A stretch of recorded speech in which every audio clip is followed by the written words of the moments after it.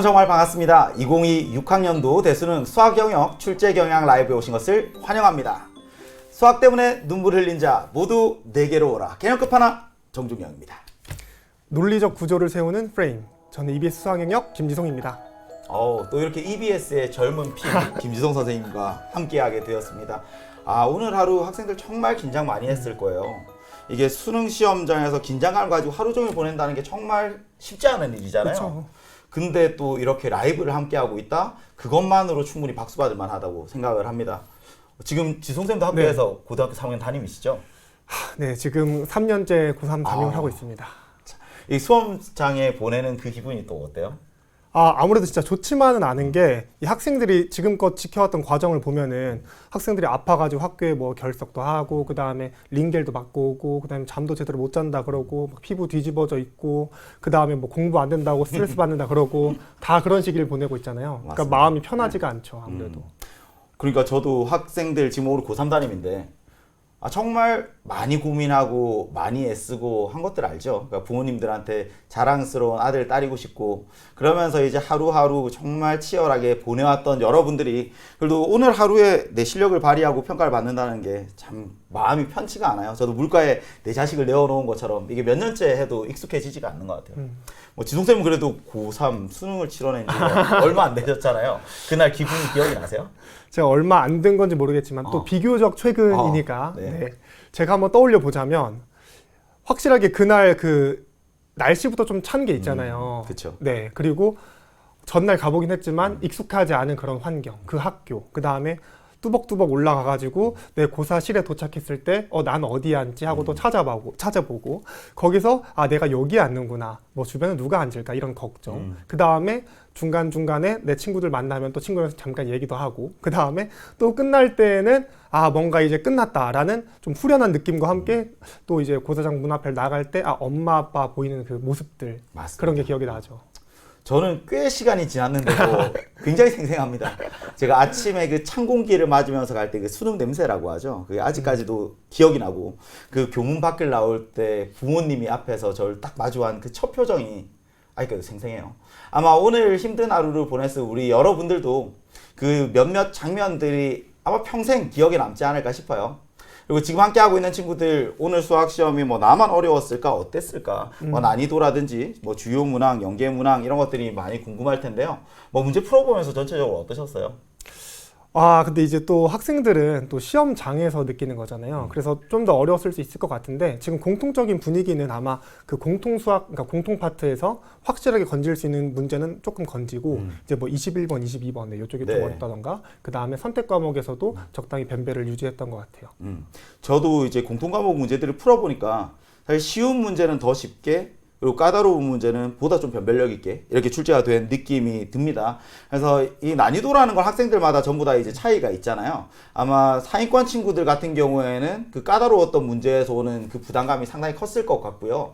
그래도 아마 3등급 아래쪽에 있는 친구들 입장에서는 생각보다 풀 수 있는 문제가 많았던 시험이라고 생각을 하지 않을까 생각이 듭니다. 그러면 이제 과목별로 이제 주요 문항, 연계 문항 이렇게 한번 차례대로 살펴보시죠. 제가 이제 수학원, 수학2, 화열과 통계 먼저 한번 살펴보도록 하겠습니다. 우선 앞쪽에 있는 문제들은 기분 좋게 풀었을 것 같아요. 이제 공통 과목에서 특히나 이제 오지선다, 객관식 문항들이 큰 어려움이 없었을 겁니다. 앞쪽에서 쭉쭉쭉쭉 풀고 가다가 객관식 뒤에 있는 두 문항 14번, 15번 그리고 뒤에 있는 단답형에서도 21번, 22번. 사실 이 네 문항 정도가 여러분을 조금 힘들게 했을 것 같고요.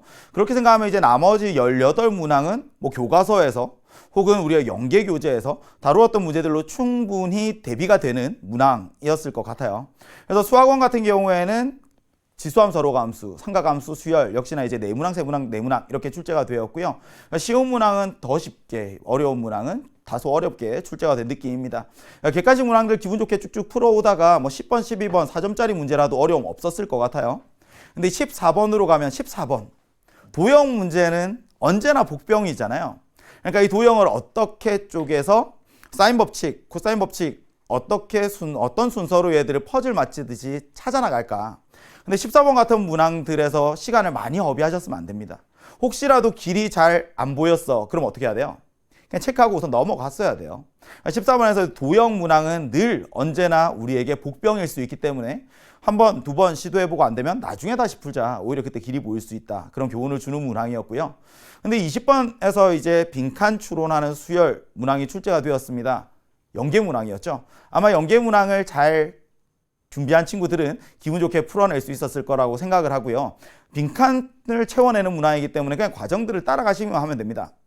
단답형에서 첫 번째 문항이라 조금 부담스러웠을 수 있지만 그래도 어렵지 않게 풀 수 있는 문항이었어요. 반면에 22번, 저는 이 문항 되게 잘 만든 문항 같아요. 되게 평가원스럽게 이 문항을 처음 보면서 첫 시작을 어떻게 해야 될까? 어쩌면 손도 못 대겠다는 느낌이 들었을 수 있는데 그래도 이제 수식을 보면서 같은 꼴을 만들어내기 위해서 대칭성 역함수의 그래프와 주어진 다른 지수함수가 어떤 관계가 있을까? 그 관계를 찾으면서 문제들을 살펴보면 역함수의 대칭성 그리고 이 곡선에서의 뭔가 좀 닮은 느낌이죠. 이 사인 함수에서도 뭔가 주기들이 변하는 느낌인 것처럼. 그리고 이 직선 위에 있는 점들을 어떻게 해석할 수 있을 것인가. 그래서 이 식을 잘 만들어내면 계산 과정이 굉장히 깔끔하기 때문에 저는 개인적으로 되게 짜릿하게 풀었습니다. 수능 시험장에서 풀 수 있는 친구들이 아마 별로 없었을 것 같아요. 하지만 풀어낸 친구들은 22번 풀면서 되게 짜릿하지 않았을까 싶어요. 자, 수학2로 넘어가서 마찬가지로 쉬운 문제는 쉽게, 어려운 문제는 어렵게. 근데 그래프를 그려본 경험들은 여전히 수학2에서 가장 중요한 포인트들입니다. 그래서 가능한 경우들을 따져가면서 후보들을 축축축축 추려내는 이런 과정들. 그래서 객관식 마찬가지로 쉽게 풀었을 거고요. 13번까지 어렵지 않았을 겁니다. 근데 이제 15번. 정적분으로 정의된 함수. 보는 순간 우리가 해야 되는 행동 강령들이 있잖아요. 그리고 그래프를 보았을 때 그래도 약간의 배려는 뭐였냐면 이게 2차 함수와 직선 이야기였어요. 근데 2차 함수와 직선에서 최대에 대한 이야기가 나오면 접한다. 상황들을 생각을 하잖아요. 그리고 나서 또 한 가지 배려는 뭐였냐면 절대값이 없었죠. 그러니까 넓이를 구하는 게 아니라 그냥 정적분 계산하는 문항이 출제가 되었고요. 그러면 이 수학원, 수학2 공통과목에서 가장 큰 복병, 사실은 1등급과 2등급을 판가름하는 가장 큰 곱이 21번이었을 겁니다. 어쩌면 21번이 오늘 치러낸 수능 문항 중에서 가장 어려웠다라고 느낀 친구도 있었을 것 같아요. 어쩌면 상황을 딱 찍어서 기분 좋게 문제를 해결한 친구도 있었을지 모르지만 이게 엄밀하게 모든 상황들을 따져가면서 이 상황은 왜 논리적으로 되지 않고 이 상황이 될 수밖에 없는지를 보인다는 게 굉장히 어려웠던 문항입니다. 그래서 21번과 22번 이 두 문항이 공통수학, 수학원 수학서에서는 가장 어려운 문항이었을 것 같네요. 자, 활용과 통계로 넘어가 봅니다. 활용과 통계는 지난 6월과 9월 사실 좀 평이하게 출제가 되었잖아요. 그거보다는 다소 어려웠을 것 같아요. 그래도 다른 미적분보다 어렵다 이런 느낌은 아니고요. 그냥 6월, 9월에 비해서 다소 어렵지만 그래도 여전히 유사한 형태로 꼭 나올 만한 문항들만 매번 나오던 문항들만 출제가 되었습니다. 그래서 28번에서 이제 조건부 확률, 케이스 분류하는 문항이 그리고 29번에서는 이항분포와 정규분포의 관계가 30번 문항에서는 조합을 사용하셔도 되고요. 중복조합을 사용하셔도 되죠. 근데 이 문항들이 공통적으로 28번, 30번 같은 경우에 이 상황을 해석하기가 이 조건을 이해하기가 그 부분이 다소 어려움이 있었을 수 있을 것 같아요. 근데 차분하게 이런 상황이면 어때? 간단한 예들부터 생각을 해서 이 케이스들을 분류하기 시작하면 결국에는 기출에서 많이 보던 형태였을 겁니다. 자, 이렇게 우리가 수학원, 수학2 그리고 활용 통계까지 주요 문항들 살펴봤고요. 연계 문항 어떤 것들이 있었을까 살펴봅니다. 연계율은 항상 50%잖아요. 근데 4점짜리 문항에서 이 30문항 중에서 총 15문항이 그것도 4점짜리 문항에서 내가 보았던 익숙한 표현을 마주한다? 거기에서 오는 심적인 안정감은 정말 엄청나게 크거든요. 특히나 수능 시험장에서 그 긴장되는 순간에 내가 아는 4점짜리 문항을 만났어? 진짜 짜릿하죠. 2026학년도 수능에서 20번 문항입니다. 단답형에서 4점짜리 문항이고요.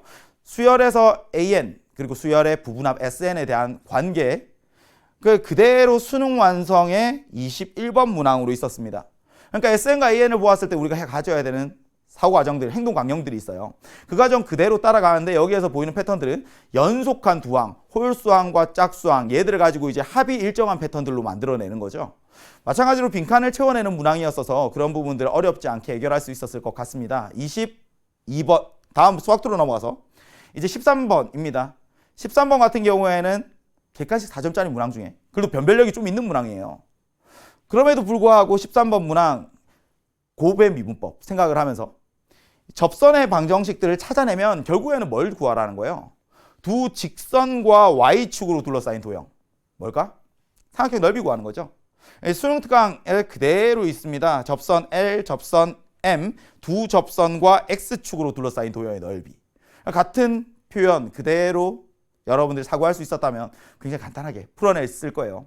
이런 13번 문항을 연계 문항으로 만났다? 그럼 정말 기분이 좋죠. 자, 활용과 통계를 넘어가 봅니다. 활용과 통계에서는 27번 문항 가져왔습니다. 이상 확률 변수 x의 지금 확률이 어떻게 나타나는지 주어져 있죠. 왼쪽과 오른쪽 표현 거의 동일한 거 보일 겁니다. 결국에 내가 구하는 것도 분산 구하는 거예요. a분의 1x의 분산, a분의 1x의 분산. 모양 그대로 가져온 것 보이실 겁니다.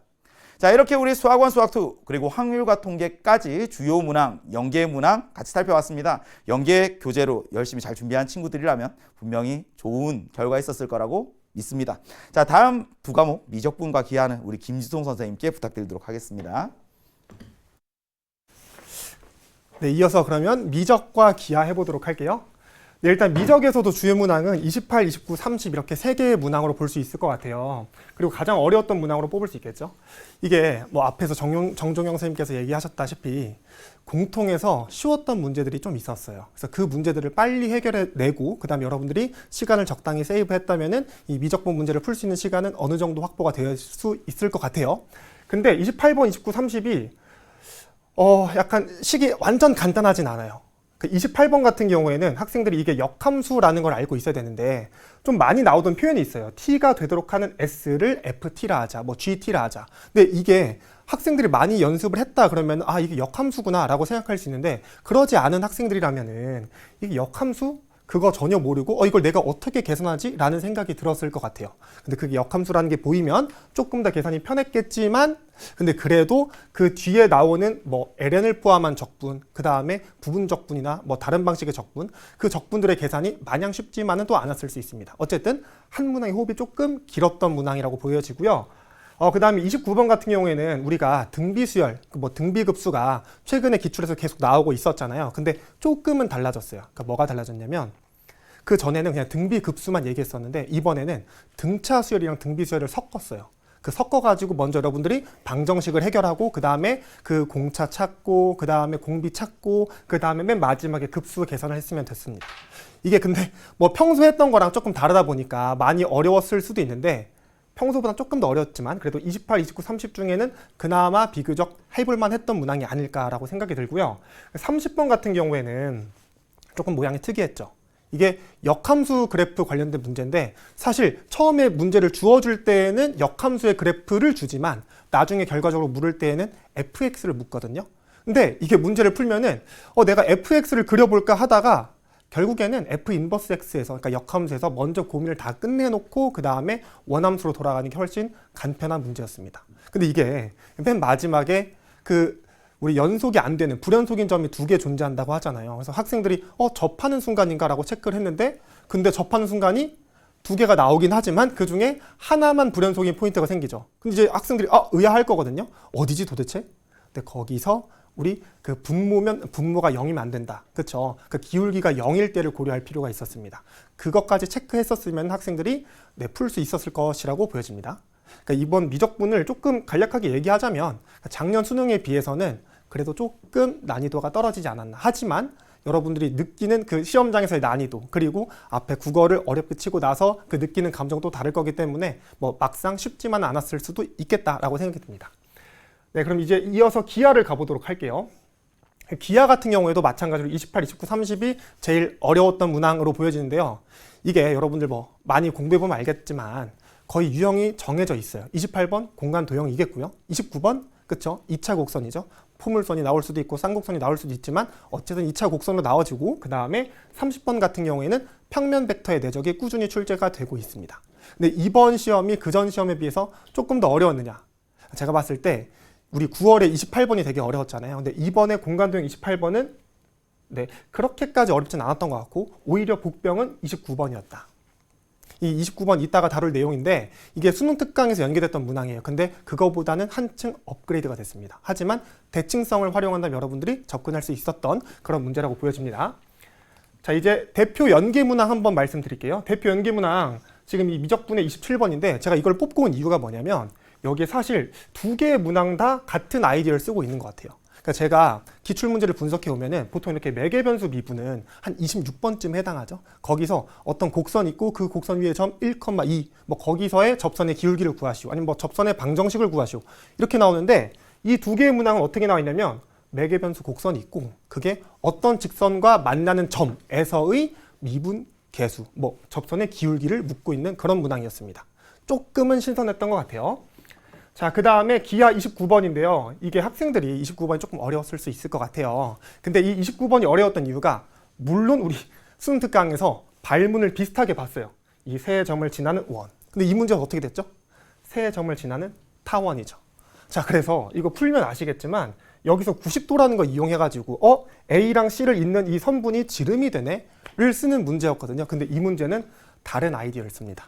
여기 초점 있고 반대편에서의 초점까지 고민하고 그 다음에 그거 가지고 뭐 타원의 정의, 그 다음에 포물선의 정의까지 활용하는 그런 문제였다라고 보여집니다. 네, 이렇게까지 해서 우리 미적분과 기하, 주요 문항과 연계 문항 모두 살펴보았습니다. 네, 김지성 선생님 설명까지 너무 잘 들었습니다. 설명해 주시는 동안 또 학생들이 올려준 글들이 굉장히 많아요. 뭐 미적분이 조금 어려웠습니다. 22번이 어려웠습니다. 이런 이야기들이 있는데 사실 뭐 당연히 어려운 문제들이 있죠. 21번, 22번, 뭐 그리고 미적분의 몇몇 문항들은 모든 학생들에게 다 어려웠을 맞아요. 거예요. 그러니까 지금 그 문항 뭐 하나, 두 개 가지고 전혀 고민하실 필요 없고요. 그리고 이미 지났잖아요. 그렇죠. 근데 참 시험 치고 나오면은 그런 문제들이 네. 계속 기억에 남아요. 이게 맴돌아요, 내가 맴돌아. 찍어서 한 문제를 맞췄어 이래서 기뻐하는 친구들보다는 아 진짜 답안지를 낼 때 떠오른 그 안문항 괜히 고민하다 바꿔서 네. 틀린 그 안문항 실수한 그 안문항 그런 것 때문에 아쉬움이 남는 건 뭐 어쩔 수가 없죠. 그래도 이제 수학 시험은 끝이 났지만 아직 입시가 끝이 나진 않았으니까 그쵸? 고3 학생들 할 거 많죠. 오 그리고 제가 이제 EBS에서 강의를 하다 보면 진짜 1년 동안 농사를 짓는 기분이잖아요. 네. 와, 근데 또 제 강의를 들으면서 수학 공부 도움 많이 받았습니다. 포기하고 싶었는데 끝까지 할 수 있었어요. 이런 이야기를 보면 또 뭉클하다. 또 더 영혼을 갈아넣어야 되겠구나. 이제 또 1년을 또 힘차게 또 달려가야 되겠구나. 또 제가 감동받으면서 또 이런 마음을 가다듬고 갑니다. 수능이 끝나도 이제 학생들 또 어떤 것들이 남아있을까요? 이벤트가. 이제 뭐 수시 같은 경우에는 논술도 남아 있고 그리고 네, 학생부 종합이나 교과 같은 경우에는 면접도 남아 있으니까 그거 면접 대비 학교에서 잘 해주면 그것도 따라가고 그 다음에 논술도 많이 풀어보는 게 중요하지 않을까요? 그렇죠. 그리고 지금 사실 고3 학생들 아직 갈 길이 멀- 멉니다. 네, 멀어요. 다음 주에 당장 기말고사고요. 그리고 네. 이제 면접 준비하고 나중에 정시도 사실 수능 결과가 등급컷이 어떻게 나뉘어질지도 모르지만 그 결과가 나오더라도 또 세 장의 카드를 어떻게 쓰는지 이거 엄청 중요한 일이잖아요. 또 담임 선생님과 열심히 상담하면서 마지막까지 그 희망의 끈을 놓지 마시고 여러분들의 작은 가능성이라도 같이 한번 키워나가다 보면 선생님들이 또 길을 열어주실 겁니다. 또 학생들이 이런 질문도 있네요. 9월 모의평가보다는 어려웠나요? 사실 난이도 제가 먼저 잠깐 말씀을 드리면 이게 난이도라는 게 되게 상대적이에요. 그러니까 어쩌면 내가 수학을 잘하지 못하는 친구들 입장에서는 뭐 3, 4등급의 친구들 내가 못 푸는 문제가 몇 개 있어 라고 했을 때 뭐 지난번에 못 푸는 게 8개였는데 이번엔 6개 있었네? 이러면 그 친구들은 상대적으로 꽤나 많이 풀었다라고 느낄 수 있고 사실 1등급의 친구 같은 경우에는 지난번엔 3개를 고민했는데 이번엔 4개를 고민했네? 그럼 조금 어렵게 느낄 수도 있고 사실 난이도나 등급컷 같은 경우는 워낙에 상대적인 개념이라 뭐 더 어렵다 쉽다 이야기를 하긴 힘들지만 그래도 공통수학 같은 경우에는 쉬운 문제는 굉장히 쉬웠고 쉬웠다. 그리고 이제 고민할 만한 문항은 4문항 정도 있었다. 이 정도 이제 말씀을 드릴 수 있을 것 같아요. 자, 그리고 오늘 이제 수능 보고 와서 많은 친구들이 와서 같이 이야기들 나누고 있습니다. 근데 아마 지금 수능을 치러낸 친구들에게는 또 우리가 응원과 위로가 필요할 테고 그리고 이 함께하고 있는 친구들 중에서 또 예비 고3인 친구들도 또 있을 거예요. 예비 고3인 친구들은 1년이 남은 시점에서 네. 또 남아있는 1년 또 어떻게 보내는 게 좋을까요? 일단 아무래도 우리 EBS 커리큘럼상 제일 먼저 스타트하는 게 수능 개념이잖아요. 일단 개념 강의 듣고 그 다음에 기출 문제, 네, 수능 기출의 미래 있으니까 기출도 듣고 그 다음에 수능 특강, 수능 완성으로 이어지는 연계 커리큘럼 잘 따라가면 될 것 같은데요. 근데 그래도 사실 공부할 때 무엇보다 제일 중요한 거는 남이 짜준 커리큘럼을 그대로 따라가는 것보다 내가 지금 어느 단계에 있는지, 그 다음에 내가 어떤 걸 어려워하는지 그거를 제대로 파악해서 지금 나한테 필요한 강의가 무엇인지까지 고민하는 나만의 커리큘럼을 짜서 듣는 게 제일 중요할 것 같습니다. 좋은 말씀. 정말 중요한 이야기 잘 해주셨고요. 사실 EBS에도 강좌가 굉장히 많습니다. 근데 학생들의 입장에서는 사실 나랑 잘 맞는 선생님, 그리고 지금 내 수준에 잘 맞는 강좌를 선택하는 게 되게 중요하고요.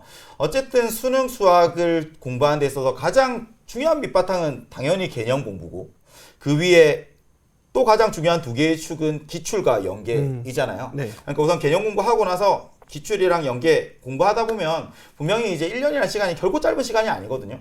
정말 베이스가 없었던 친구들도 그래도 상위권 대학을 진학하는 데까지 수학 성적을 올리는 건 충분히 가능한 일입니다. 그러니까 지금 성적이 어떠하든 전혀 주눅 드시지 않았으면 좋겠고요. 그리고 사실 수능만을 바라보고 1년을 매일과 같은 마음으로 공부한다는 게 정말 힘든 일이잖아요. 그래서 학교 수업, 학교 시험 정말 끝까지 놓지 말고 최선을 다하셨으면 좋겠어요. 그리고 저희도 이제 계속 고3 담임을 해봐서 알지만 지금 이 시기쯤 되면 학생들이 그때 내신 조금만 더 할 걸, 수시 그냥 선생님 말 듣고 조금만 더 해볼 걸, 이런 친구들 굉장히 많잖아요. 지금 가슴 속에서 우러나오는. 네. 제발 좀 그러지, 진짜. 그러니까 그 마음을 지금 겨울 방학이 오기 전에 지금부터 좀 마음을 가다듬고 학교 시험 그 1시간 1시간에 최선을 좀 다하셨으면 좋겠어요. 그리고 지금 고2인 학생이 EBS 교재가 정말 수능에 도움이 되는지 궁금합니다. 어떻게 생각하십니까? 아니, 이걸 물어보다니. 당연한 거 아닌가요? 네, EBS에서 선생님들이 굉장히 진짜 영혼을 갈아 넣고 계세요. 그러니까 여러분들이 여기 스튜디오를 와보지 못해서 잘 모르겠지만 많은 선생님들께서 밤낮 할 거 없이 열심히 교재 연구하시고 그다음에 교재 만드시고 그다음에 수업도 해주시고 계시거든요. 당연히 도움 될 수밖에 없습니다. 자, 그리고 당연히 우리 EBS 연계에서도 굉장히 출제가 50% 많이 나오고 있잖아요. 그것만 해도 학생들 입장에서 충분히 수능 대비하는 데 도움이 되지 않을까라고 생각이 듭니다. 맞습니다. 이게 EBS에 있는 이 강좌들이 혹은 교재들이 사실은 이게 무료 강좌이기 때문에 좀 평가절하되는 게 있어요. 네. 근데 알고 보면 정말 양질의 문항들이 많습니다. 그리고 선생님들이 연계 교재를 강의를 할 때에도 사실 연계 교재에서 나오는 그 50%의 연계 문항들을 맞추려고 공부하는 게 아니거든요. 그러니까 이 교재, 이 강좌를 통해서 결국에는 비연계 문항들까지 전부 다. 그래서 여러분들이 수능에서 1등급 그 이상의 성적을 맞을 수 있을 때까지 선생님들이 정말 많은 고민을 해서 뭐 개념 설명부터 실전 개념, 고난도 문항들 잘 강좌를 구성하고 있으니까요. 여러분들 그냥 믿고 따라오시면 됩니다. 그리고 수강후 게시판 한번 들어가 보세요. 들어가 보면 진짜 성적이 드라마틱하게 오른 학생들 진짜 하나도 이 MSG 없이 학생들이 순수한 그런 수강 후기들이 굉장히 많기 때문에 여러분들이 좀 보면서 먼저 앞서간 선배들의 그 마음을 좀 진심으로 받아들였으면 좋겠습니다. 고2면 수능 개념부터 꼭 들으세요. 맞습니다. 저도 지금 열심히 또 수능 개념 강의를 만들고 있어요. 지성쌤도 이제 수능 개념 강의. 네, 지금 책을 작업하고 그 다음에 강의 준비도 하고 있는데 쉽지만은 않더라고요. 근데 그래도 이게 다 내가 열심히 노력한 만큼 학생들의 시간을 세이브하는 거다라고 맞습니다. 생각이 드니까 열심히 안 할 수가 없더라고요. 그러니까 지금 이제 딱 1년을 같이 뭐 수능 개념, 수능 특강, 수능 완성, 실전 모의고사 같이 달려온 우리 대박이들, 우리 수험생들이 수능 끝나는 순간에 선생님 덕분에 뭐 좋은 성적 받았어요 이렇게 지금 계속 막 댓글들이 올라오고 있잖아요. 저런 거 보면 열심히 준비하지 않을 수가 없습니다. 또 다음 기적의 주인공이 될 우리 고2 친구들을 기다리고 있으니까 또 1년 열심히 같이 한번 달려보도록 하시죠. 자, 이렇게 하면 사실 오늘 사실 하고 싶은 이야기들은 굉장히 많아요. 오늘 힘든 친구들 그리고 위로 응원해주고 칭찬해주고 싶은 이야기들 굉장히 많은데요. 그래도 학생들 1년 동안 열심히 우리 달려왔으니까 그래도 하고 싶었던 이야기, 응원의 메시지를 좀 지성쌤부터 전해주시죠. 일단 학생들이 1년 동안 굉장히 열심히 달려왔을 것 같은데 뭐 매일매일 꾸준히 노력하면서 그 과정, 모든 과정들이 결국에 나중에 기억나는 그런 자양분일 거거든요. 그러니까 이번 시험의 결과가 여러분들한테 뭐 절망을 주었든 아니면 희망을 주었든 그런 것보다 나라는 사람이 한 단계 성장했다라는 생각을 했으면 좋을 것 같아요. 이게 우리가 인생을 길게 보면은 뭐 물론 저도 길게 살진 않았지만 네, 그냥 진짜 두꺼운 책이 한 페이지잖아요. 뭐 물론 이제 살짝 색깔이 들어가 있을 수는 있어요. 꽤나 중요해서. 근데 그래도 나라는 사람을 기르기 위해서는 그냥 이 정도는 한 페이지로 풀고 넘어가는 것도 나쁘지 않은 것 같습니다. 뭐 조금 더 첨언을 하자면 제가 생각을 해봤는데 나라는 사람을 기르는 RPG 게임이라고 생각해 보면은 그냥 오늘 같은 이벤트는 경험치 뭐 10배 이벤트, 경험치 5배 이벤트 정도로만 생각해 주면 좋을 것 같습니다. 네. 게임 이야기를 하시니까 저도 어릴 때 제가 테트리스를 정말 잘했거든요. 근데 테트리스 이제 가다 보면 나중에 퍼즐이 진짜 빨리 내려오잖아요. 근데 재밌는 게 그게 원하던 타이밍에 원하는 퍼즐이 내려오는 경우가 별로 없어요. 나올 때까지 정말 오랜 시간 기다려야 되고 그 기다리다가 또 원하는 조각이 나왔는데 또 실수해서 잘못 놓을 수 있잖아요. 근데 잘못 놓았다고 거기에 내가 왜 그랬을까? 내가 왜 그랬을까? 그 순간에서 헤어나오질 못하면 사실 그 게임은 많이 망가져 버려요. 근데 내가 하나 잘못 놓을 수 있지. 그래도 잊지 마는 시간 하는 건 지금도 계속 퍼즐은 떨어지고 있다는 것. 그리고 그 퍼즐 조각들을 잘 맞히다 보면 예전에 내가 잘못 삐끗했던 그 실수한 조각들을 다시 만회할 시간들도 얼마든지 온다는 것. 그래서 그러한 마음가짐으로 하루하루를 버텨내셨으면 좋겠어요. 그리고 수능은 끝이 났더라도 사실 여러분들 입시가 끝이 난 건 아니잖아요. 아직 남아있는 시간들 또 열심히 우리 같이 돌파구를 찾아보면 그래도 지금 우리가 가진 그 재료를 가지고 보다 나은 결과를 만들 수 있을 거라고 생각을 합니다. 그러니까 끝날 때까지 끝난 것은 아니다. 여러분들 끝까지 포기하지 말고 같이 달렸으면 좋겠습니다.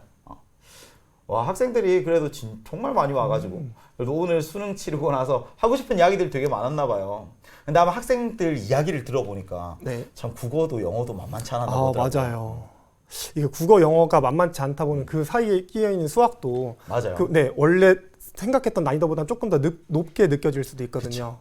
그러니까 언제나 제일 어려운 시험은 내가 치르는 시험이잖아요. 아마 오늘 수능 시험장에서 마주했던 그 긴장감 속에서 그 시험지 내 실력을 제대로 발휘하기 힘들었을 겁니다. 국어 영역 때 조금 힘든 시간을 보냈다면 수학 시간에 그거 알잖아요. 그 긴장감 막 손이 떨리고. 그래도 오늘 하루 정말 애 많이 쓰셨고 지금 이 순간까지 그래도 함께하고 있다는 그것만으로도 정말 대단한 거라고 생각을 해요. 고1. 고1 같은 경우에는 그쵸. 교육 과정이 바뀌는 것 때문에 또 긴장감이 있는 친구도 있겠네요. 그래도 수학은 본질이 변하지 않잖아요. 그렇죠. 그리고 과목명은 변했지만 그 안에 담겨있는 내용은 사실상 거의 변화가 없기 때문에 다만 큰 변화 하나는 처음으로 문이과 구분이 없이 모두가 같은 경쟁을 한다는 것. 그래서 그것으로 인한 사실 뭐 등급이나 뭐 대학 입시나 이런 것들은 저희가 뭐 예측을 할 수 있는 부분은 아니지만 여러분들은 그 EBS에서 만들어져 있는 커리큘럼만 잘 따라오시면 돼요. 사실 아까 지송쌤도 저도 이제 고1을 위한 수능 개념도 또 준비를 하고 있습니다. 그래서 2028학년도 수능을 위한 수능 개념 강좌를 들으면 여러분들이 준비하는 데 충분할 거라고 생각을 합니다. 조금 더 첨언을 하자면 이제 고1 같은 경우에는 제발 좀 그 중학 수학을 다시 한번 체크하고 왔으면 좋겠어요. 너무 중요하죠. 그렇죠. 너무 중요하죠. 그리고 특히 기하 파트. 그 중학 도형 파트에서 학생들이 빈틈이 많이 있는데 그거를 메꾸지 않고 고등학교 1학년으로 넘어오다 보면은 내가 문제를 틀렸는데 나는 고1 과정을 몰라서 틀렸나? 라고 생각하겠지만 알고 보면은 중학도형 몰라서 틀리는 경우도 굉장히 많이 있거든요. 맞습니다. 사실 중학교 3학년 때 했던 1학기, 2학기 과정이 정말 중요한데 그 순간에 좀 소홀히 했던 것들이 고등학교 와서 발목 잡는 경우들이 상당히 많죠. 그래서 혹시 지금 이제 고등학교 1학년 친구들 같은 경우에는 겨울방학 때 뭐 고2 걸 보는 것도 중요하지만 뭐 중학교 때 기초를 정리하는 데는 사실 일주일이면 충분하거든요. 뭐 어려운 문제를 많이 풀라는 것도 아니고 거기 담겨있는 개념들을 정리하는 정도는 일주일이면 충분하니까요. 일주일 정도 딱 할애해서 고등학교에서의 수학들 중학교 때 내용으로 발목 잡히는 일이 없도록 그렇게 준비를 해주셨으면 좋겠습니다. 제가 수능 개념 수능 특강 때 명언들을 이야기한 적이 있는데 그게 또 수험생활에 힘이 되었다고. 사실 저도 뭐 책을 많이 읽는 사람은 아니어서 명언 준비할 때마다 정말 그 순간에 엄청 많이 찾아보고 여러분한테 어떤 이야기를 해줄까 그런 이야기를 고민을 많이 하고 옵니다. 이렇게 우리가 준비했던 시간들이 전부 다 지나갔고요. 그리고 여러분들 정말 애 많이 쓰셨다라는 이야기를 마지막으로 해드리면서 이제 마지막 작별 인사를 해야 될 것 같습니다. 자, 모두들 수고했어.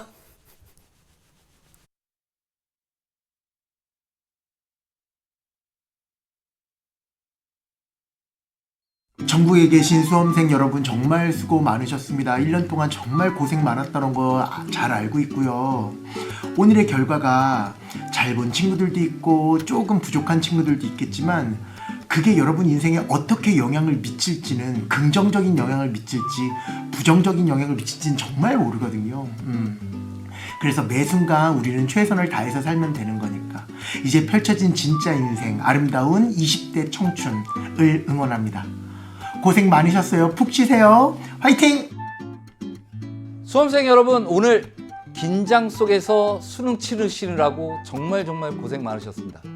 오늘 수험생들 중에 이 영상을 보고 있는 친구들이라든지 듣는 친구들은 아마 최선을 다하지 않은 수험생은 없을 거라는 생각이 들어요.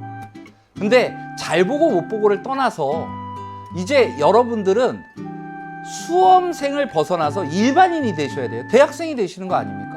수험생의 옷을 벗고 수험표의 혜택을 최대한 누릴 수 있는 방법을 고민하면서 여러분들이 남은 시간들을 잘 정리해 주셨으면 좋겠습니다. 또 끝날 때까지 끝난 거 아니죠? 면접도 남아 있으니까 합격증을 거머쥐는 그 순간까지 여러분들, EBS는 여러분들을 응원하고 있겠습니다. 수험생 여러분, 정말 고생 많았습니다. 오늘 하루, 그리고 그동안 열심히 달려온 여러분의 모든 순간순간들 너무너무 박수 쳐주고 싶고, 우리 친구들 수능 이 긴 레이스를 끝까지 포기하지 않고 완주했다는 사실 너무너무 진심으로 자랑스럽습니다.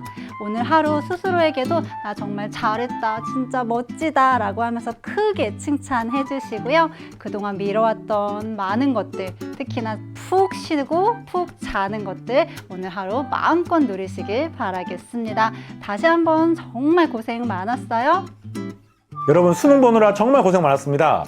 시험 결과가 어떻게 나올지 걱정이 정말 많으실 텐데 쌤이 항상 여러분 응원하고 있고, 또 입시가 수능이 끝이 아닙니다. 수능 이후에도 수시, 정시, 그리고 뭐 논술 이런 전형들이 많이 기다리고 있잖아요. 항상 쌤은 여러분을 응원하고, 또 쌤뿐만 아니라 수많은 선생님들이 여러분과 함께하고 있으니까 마지막까지 최선을 다해서 남은 입시 파이팅 하시기 바랍니다. 안녕하세요. EBS에서 세계지리 강의를 하고 있는 이다은입니다. 저에게 있어서 제가 가장 좋아하는 과목인 세계지리를 여러분들과 함께 공부할 수 있다는 것은 정말 가장 큰 행복이었습니다. 그래서 저에게 가장 큰 행복을 안겨주신 여러분들을 위해서 사행시를 준비했는데요. 합격 기원으로 사행시 한번 해보겠습니다. 합격 소식 반드시 전해줄 거라고 믿습니다. 격하게 기뻐하고 여유롭게 웃을 그날이 곧 다가옵니다. 기적이 아니라 스스로 쌓아 올린 노력의 결과이기 때문에 원하는 미래를 반드시 만들어낼 여러분들을 저는 끝까지 믿고 응원하겠습니다. 지금까지 고생 많으셨고요. 이제는 더 넓은 세상에서 더 멋진 인생을 사시기를 항상 응원할게요. 고생 많았어요.